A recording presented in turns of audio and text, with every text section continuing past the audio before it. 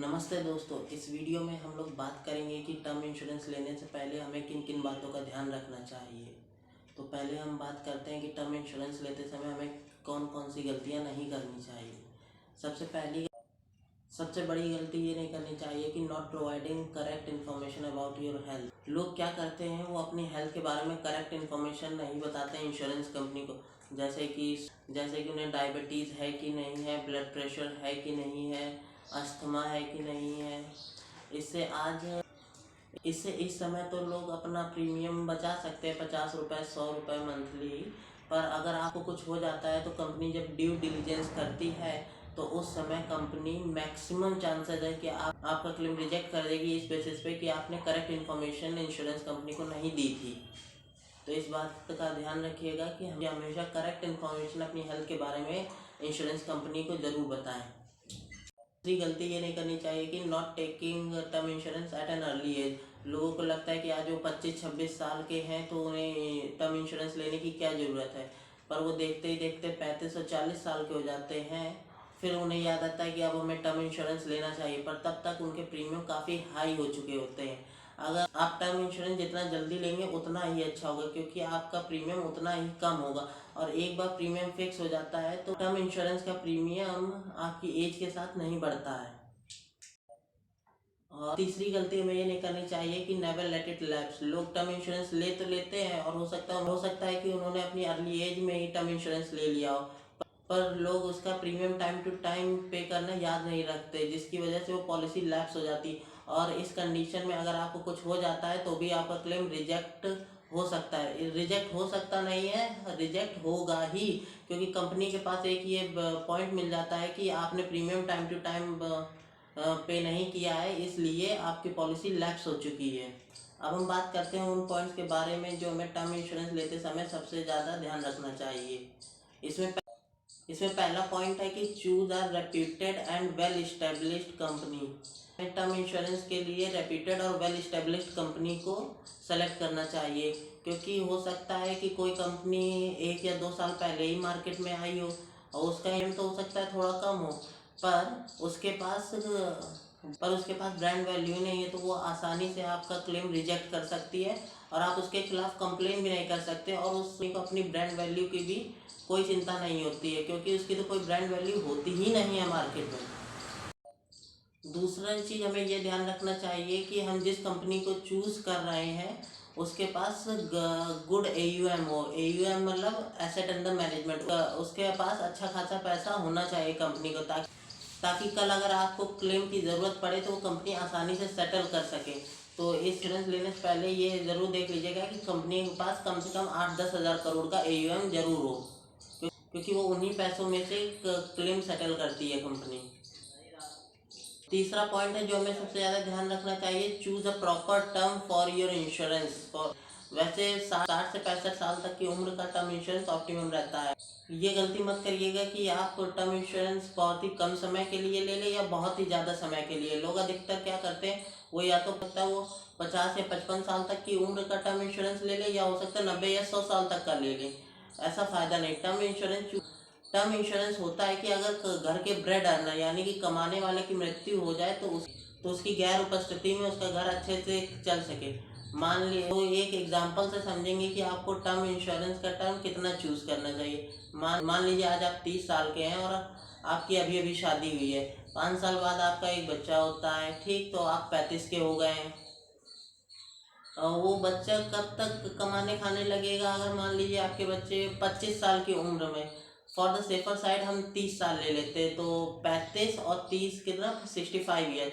तो कम से कम आपको 60 to 65 ईयर्स का टर्म इंश्योरेंस लेना चाहिए। इस कैलकुलेशन तो ये कैलकुलेशन आप खुद भी कर सकते हैं कि जब तक आपके बच्चे अर्न करने लायक ना हो जाए तब तक आप टर्म इंश्योरेंस कम से कम ले लीजिए। चौथा पॉइंट है चूज प्रॉपर राइडर्स। कि मान लीजिए कुछ लोग टर्म इंश्योरेंस तो ले लेते पर उसमें राइडर्स इंक्लूड नहीं करते। राइडर्स सस्ते मिल जाते। कुछ लोग टर्म इंश्योरेंस तो ले लेते पर उसमें राइडर्स इंक्लूड नहीं करते, पर राइडर्स आपको एक्स्ट्रा बेनिफिट देते हैं टर्म इंश्योरेंस के अमाउंट के अलावा, जैसे कि क्रिटिकल इलनेस और एक्सीडेंटल राइडर। ये क्रिटिकल इलनेस और एक्सीडेंटल राइडर्स तो मस्ट होने ही चाहिए आपके टर्म इंश्योरेंस में, क्योंकि जब आपको क्रिटिकल इलनेस हो जाती है तो आपको पैसा सिर्फ आपकी डेथ पे नहीं मिलेगा, बल्कि क्रिटिकल इलनेस के डायग्नोस होने पर ही कुछ एक्स्ट्रा अमाउंट आपको मिलेगा और बाकी का बचा हुआ अमाउंट आपकी डेथ होने पे मिलेगा। और एक्सीडेंटल राइडर में होता है कि अगर आपकी डेथ बाय एक्सीडेंट होती है तो उसमें कुछ एक्स्ट्रा अमाउंट आपके टर्म इंश्योरेंस के अमाउंट के अलावा आपकी फैमिली को दिया जाएगा। पांचवा पॉइंट है जो हमें ध्यान रखना चाहिए, वो adequate sum assured. Term insurance कितने अमाउंट का लेना चाहिए कि मिनिमम आपका ईयरली एक्सपेंसेस का 10 टाइम्स होना चाहिए, but for optimum 20 to 25 times होना चाहिए आपकी ईयरली एक्सपेंसेस का। तो इसके लिए हम एक कैलकुलेशन करते हैं। मान लीजिए आपकी मंथली इनकम है 50,000, तो इस हिसाब से आपकी ईयरली इनकम कितनी हुई 6 लाख, जिसमें से आप वो साल में 1 लाख रुपए अपनी सेविंग कर लेते हैं और 5 लाख रुपए आपके ईयरली एक्सपेंसेस हो गए। तो इसका 20 टाइम्स कितना होगा, 1 करोड़। तो कम से कम हमें 1 करोड़ का टर्म इंश्योरेंस लेना ही चाहिए। और इसके अलावा अगर आपने कोई लोन ले रखा है तो वो अमाउंट अलग से इंक्लूड करिएगा, वो आप अपने ईयरली एक्सपेंसेस का 20 टाइम्स में मत इंक्लूड करिएगा। अगर आपका कोई लोन है तो उसे अलग से 20 टाइम्स एक्सपेंसेस प्लस वो लोन अमाउंट जितने का है वो आप उसमें ऐड कर सकते हैं।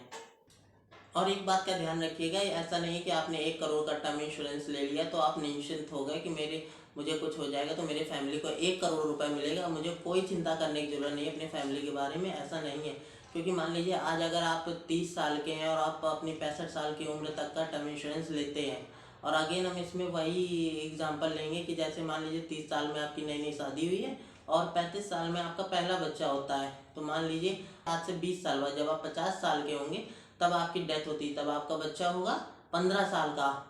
आपकी फैमिली को कितने मिलेंगे, 1 करोड़ रुपए। पर वो असल में 1 करोड़ रुपए नहीं होंगे, क्योंकि 1 करोड़ रुपए आज के हिसाब से हैं, उस समय के हिसाब से ड्यू टू इन्फ्लेशन, महंगाई की वजह से वो 1 करोड़ रुपए आज के 5 लाख रुपए के बराबर होंगे। और आज के 5 लाख रुपए के बराबर होंगे तो इसका मतलब उनका 1 साल का खर्चा चल सकता है। तो 1 करोड़ रुपए में 1 साल का खर्चा चल सकता है आपकी फैमिली का आज के समय के हिसाब से। ये क्या हो सकता है, तो इसके लिए ये हो सकता है कि जब हम टर्म इंश्योरेंस लेते हैं तभी हमें एक ऑप्शन मिलता है कि हम बाई सर्टेन % हर ईयर अपना टर्म इंश्योरेंस का अमाउंट इंक्रीज कर सकते हैं। तो हमें कितने % चूज करना चाहिए, कम से कम हमें इतना % तो चूज करना ही चाहिए ताकि वो इन्फ्लेशन यानी महंगाई को मात दे सके। महंगाई किसी साल 6% होती है, किसी साल 7%, किसी साल 4% और किसी साल 3%। तो फॉर ऑप्टिमम पर्पस आप 5 से 6% का इंक्रीमेंट चूज कर सकते हैं। हाँ, इससे ये भी होगा कि आपका जो ईयरली प्रीमियम है वो भी बाई सर्टेन % इंक्रीज होता रहे। पर ये बहुत ज़रूरी होता है, क्योंकि आप इन्फ्लेशन को नज़रअंदाज नहीं कर सकते हैं। 20 साल बाद 1 करोड़ रुपए आज के 5 लाख रुपए के बराबर ही होंगे। तो इस चीज़ को बदलने के लिए कि उस समय जो अमाउंट मिले वो आज के 1 करोड़ के बराबर हो, तो इसलिए हमें कम से कम 5 से 6% का इंक्रीमेंट, ईयरली इंक्रीमेंट करना ही होगा अपने टर्म इंश्योरेंस में। और कुछ पॉइंट बचे हैं जिन्हें मैं आपको बताना चाहता हूँ, पर इन पॉइंट्स को ज़्यादा सीरियसली मत लीजिएगा, क्योंकि इन पॉइंट्स में कंपनी आसानी से खेल सकती हैं। जैसे कि कंपनीज का क्लेम सेटलमेंट रेशियो कम से कम 95 to 98% कम से कम होना चाहिए, पर ये जितना ज़्यादा हो उतना अच्छा है।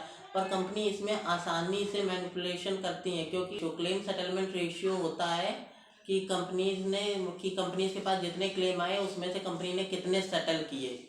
इसी का दूसरा पार्ट होता है क्लेम सेटलमेंट अमाउंट रेशियो, कि कंपनी के पास कितने अमाउंट के क्लेम आए और कंपनी ने कितने अमाउंट के क्लेम सेटल करे। तो ये था कंपनी का क्लेम अमाउंट रेशियो।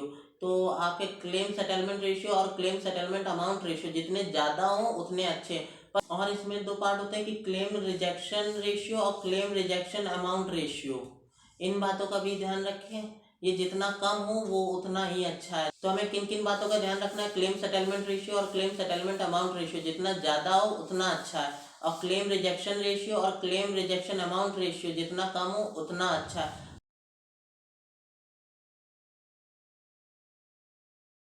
पर याद रखिएगा किसी भी कंपनी को इन्हीं पॉइंट्स के बेसिस पे चूज ना करें, क्योंकि कंपनी इन पॉइंट्स में आसानी से मैनिपुलेशन करती हैं। Thank you. अगर आपको ये वीडियो पसंद आया तो वीडियो को लाइक करें और शेयर करें, और ऐसे ही वीडियोस और देखने के लिए हमारे चैनल को सब्सक्राइब करें। Thank you.